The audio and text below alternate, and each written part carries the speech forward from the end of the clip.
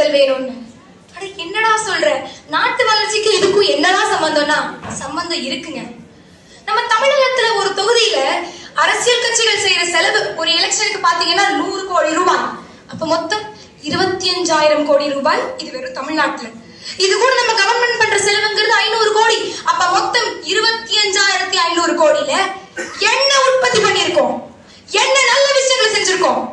10,000 கோடி ரூபாய் இருந்தால் போதும், ஒரு மெட்ரோ திட்டத்தை கொண்டு வந்திருக்கலாம். அதே 10,000 கோடி ரூபாய் ஒரு டேம கட்டி இருக்கலாம். அட குறைஞ்சபட்சம் ஒரு 200 கோடியில ஒரு ஹைடெக் ஹாஸ்பிட்டல் கட்டி இருக்கலாம். இப்படி எத்தனை ஸ்கூல், எத்தனை காலேஜ், எத்தனை ஆஸ்பத்திரி. இதை விடுங்க, பள்ளி அடிச்சிட்டு இருக்க நம்ம ஊர் ரோட சரி பண்ணியிருந்தா இந்நேரம் நல்ல இன்ஃப்ராஸ்ட்ரக்சர் இருந்திருக்கும். இதை பண்ணமா? இத கூட விட்டுலாங்க. நம்ம மனித உழைப்பு இருக்கு பாத்தீங்களா? இந்த எலெக்ஷன் அப்ப ஒரு தொகுதியில 10,000 அரசியல்வாதிகள் மட்டும் 1.5 மாசம் அளவுக்கு தன்னோட உழைப்பை விட்டுட்டு நோட்டீஸ தூக்கி வீடு வீடா சுத்திட்டு இருக்காங்க. மொத்தம் தமிழ்நாட்டுல 25 லட்சம் பேர். இவங்கள கூட விட்டுறலாம். இந்த ஓட்டு போட வராங்க பாத்தீங்கன்னா நம்ம 8 கோடி ஜனங்கள். அவங்களோட ஒரு நாள் உழைப்புங்கிறது திருடப்படுது. இதனாலதான் சொல்றேன், நம்ம எலெக்ஷனை ஒட்டுக்கா நடத்தி இருந்தா இந்நேரம் உற்பத்தி அதிகமா இருந்திருக்கும், தேவையில்லாத செலவை குறைச்சிருப்போம், நம்மளோட மேன் பவர் வேஸ்ட் ஆயிருக்காது.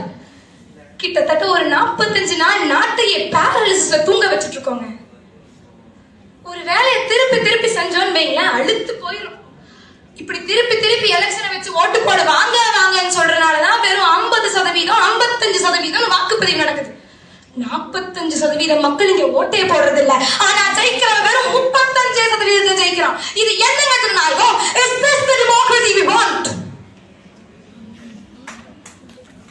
இப்ப நம்ம கவர்மெண்ட் எடுத்துக்கோங்களேன். எலெக்ஷன் டைம்ல நல்ல விஷயங்கள், அதாவது பல நல்ல செயல்களை செய்யக்கூடாது. இது MCC படி ரூல் நம்மளுக்கு தெரியும். இதனாலேயே நம்ம திருப்பி திருப்பி எலெக்ஷன் நடத்துறோம். நல்ல விஷயம் நாட்டு பக்கம் எட்டி பார்க்கறதே கிடையாது. அடுத்ததா பாத்தீங்கன்னு வைங்க, இப்ப இந்த ஒரே நாடு ஒரே தேர்தலுங்கிறதுனால மாநில கட்சிகளுக்கு தேசிய சிந்தனை வரும், தேசிய கட்சிகளுக்கு மாநிலத்தின் மேல ஒரு அக்கறை வரும். இதனால பிரிவினைவாதங்கிற ஒண்ண ஒட்டுமொத்தமா அழிக்க முடியுங்க. ஒரு போர் வருதுன்னு வைங்களேன், நம்ம இந்த கட்சி மதம் இனம்ங்கிற வேறுபாடு இல்லாம நம்ம தேசத்துக்காக ஒரு மனதோட நிற்போம். அப்படிதான் இதுவும் ஒரு போர்.